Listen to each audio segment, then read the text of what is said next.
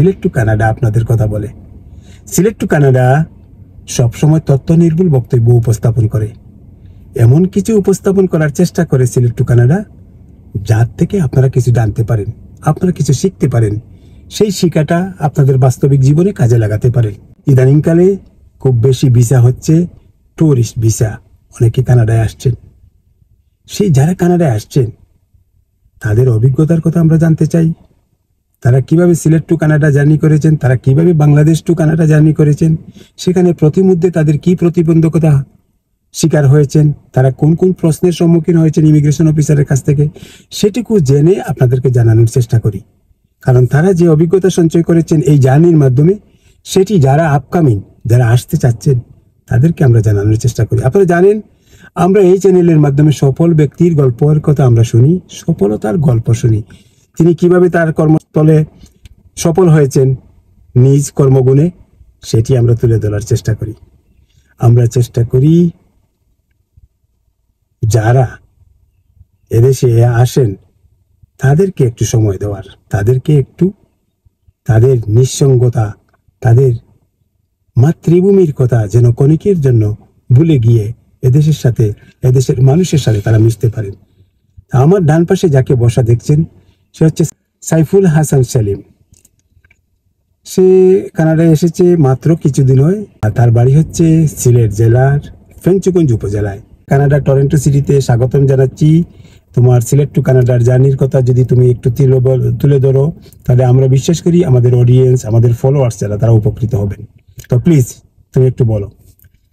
জি, ধন্যবাদ মোহাম্মদ ইকবাল হোসেন ভাই, select two কানাডার কর্ণধার, যিনি ইতিমধ্যে বলছেন আপনি যে তথ্য নির্ভুল যে সংবাদ নিউজ মানুষের উপস্থাপন করেন, এটার মাধ্যমে আপনারা যারা এই সিলেক্ট টু কানাডা পেজ আপনারা ফলো করেন তারা জানেন কিংবা দেখছেন ভাই সবসময় চেষ্টা করে তথ্য নির্ভুল সংবাদ আপনাদের কাছে দেওয়ার জন্য। আর ভাই যে প্রশ্নটা করছে আমার কাছে যে সিলেট থেকে কানাডা আসা পর্যন্ত যে আমার যে জার্নিটা, কি প্রতিবন্ধকতা হয়েছে, কি সমস্যার সম্মুখীন হয়েছি, তো অ্যাকচুয়ালি আমার এরকম কিছু হয় নাই। মানুষ, আমি আসার আগে অনেকে দেখছি যে আপনি ব্যাগের মধ্যে কি নিতেছেন এটা প্রশ্ন করে, তো আপনাকে আবার রিজেক্ট করে দেয়। আপনি যদি ভিসা সঠিক ওয়েতে করেন তাহলে এগুলো কোনো সমস্যা হওয়ার কথা না, কারণ যেহেতু আমি আসছি আমার এরকম কোনো সমস্যা হয় নাই। তারপরে ইমিগ্রেশনরা অনেক প্রশ্ন করে, আপনারা হ্যারাসমেন্ট করে, এগুলো অনেকাংশে মিথ্যা, ভুল আমি বলবো, কারণ যেহেতু আমার এগুলো হয় নাই। আর অনেকের হয়, এটা কোন বিষয় হয়, এটা হচ্ছে গিয়ে অনেকে দেখা যায় কথা বলতে পারে না কিংবা একটা লং জার্নি করে আসে, মানুষের যে একটা অ্যাটেনশন থাকে ফেজের মধ্যে, তো এটা অনেকে দেখলে দেখা যায় একটু নার্ভাস লাগে, তারা সন্দেহবশত দু একজনরা এরকম হয়তো বা প্রশ্ন করে, যেটা আমি দেখছি। তো ম্যাক্সিমাম মানুষই এরা এগুলা করে না, যেহেতু ট্যুরিস্ট ভিসা, ট্যুরিস্ট মাধ্যমে আসে, সহজে ওনারা এগুলা মানে কি বলে এটাকে, সহজে ওনারা ওয়েলকাম জানায়। আর কিছুটা হচ্ছে গিয়ে, এটা হচ্ছে গিয়ে ওই যেটা বললাম যে আপনার লং জার্নির কারণে যে ফেজে একটা যে থাকে সন্দেহমূলক, তারা এটা করে থাকে।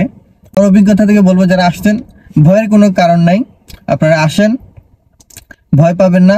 আপনাদের যদি সবকিছু কাগজপত্র সবকিছু ঠিক থাকে আর সঠিক ওয়েতে আসেন, ইনশাল্লাহ আপনাদের কোনো সমস্যা হবে না। আর হচ্ছে গিয়া আমাদের জন্য দোয়া করবেন। ভাই হচ্ছে গিয়া দক্ষিণ সুরমা শিলামি ইউনিয়নের সাবেক চেয়ারম্যান ইকবাল হোসেন ভাই। তো ভাইয়ের মতো মানুষ, এটা ভাইয়ের সামনে বলা আমার ঠিক হচ্ছে না, এরকম হেল্পফুল মানুষ দেশেও পাওয়া খুব কষ্টকর। এরকম মানুষ যারা মানুষের সেবা করে, সমাজ সেবা বলে। তো কানাডাতেও আসার পরে উনি ওনার কার্যক্রম চালিয়ে যাচ্ছেন।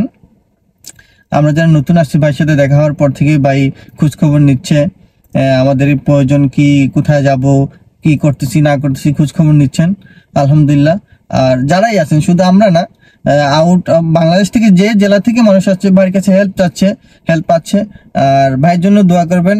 আর সিলেক্ট টু কানাডার পেজ আপনারা ফলো করবেন ইনশাল্লাহ। পরবর্তীতে আমি যেহেতু নতুন, যদি এরকম কোনো অভিজ্ঞতা থাকে আমার, আমি শেয়ার করবো ভাইয়ের সাথে এই পেজের মাধ্যমে, আপনারা এগুলো পাবেন। তো আমার জন্য দোয়া করবেন, ভাইয়ের জন্য দোয়া করবেন। আসসালামু আলাইকুম। ধন্যবাদ সাইফুল হাসান সেলিম। আমরা সাইফুল হাসান সেলিমের অভিজ্ঞতার কথা শুনলাম, সিলেট টু কানাডার জার্নির কথা শুনলাম। আমরা তার বক্তব্য থেকে যেটুকু বুঝলাম, সে খুবই ইজিলি টরেন্টোতে পা রেখেছে। আমি বিশ্বাস করি সে এদেশে সফল হবে। ইয়াং এজ, তার জন্য একটা ব্রাইট ফিউচার আছে। কানাডা অবশ্যই একটি অপরচুনিটির জায়গা, ভালো অপরচুনিটির জায়গা। আপনাকে সেই অপরচুনিটি কাজে লাগাতে হবে। তো আমি বিশ্বাস করি সাইফুল হাসান সেলিম সে নিজেকে গড়ে তুলবে নিজের জন্য, পরিবারের জন্য। তো তোমাকে আবারও ওয়েলকাম জানাচ্ছি টরেন্টোতে। আমি বিশ্বাস করি তোমার আগামী দিন সুন্দর হবে। ধন্যবাদ, অসংখ্য ধন্যবাদ ভাই। আর সবাই দোয়া করবেন আমাদের জন্য। আর আমি বিশেষ করে দোয়া চাচ্ছি আমার সিলেট টু কানাডা পেজের ইকবাল ভাই হোসেনের, ওনার দীর্ঘায়ু এবং সুস্থতা কামনা করছি। Thank you, bye. আসসালামু আলাইকুম।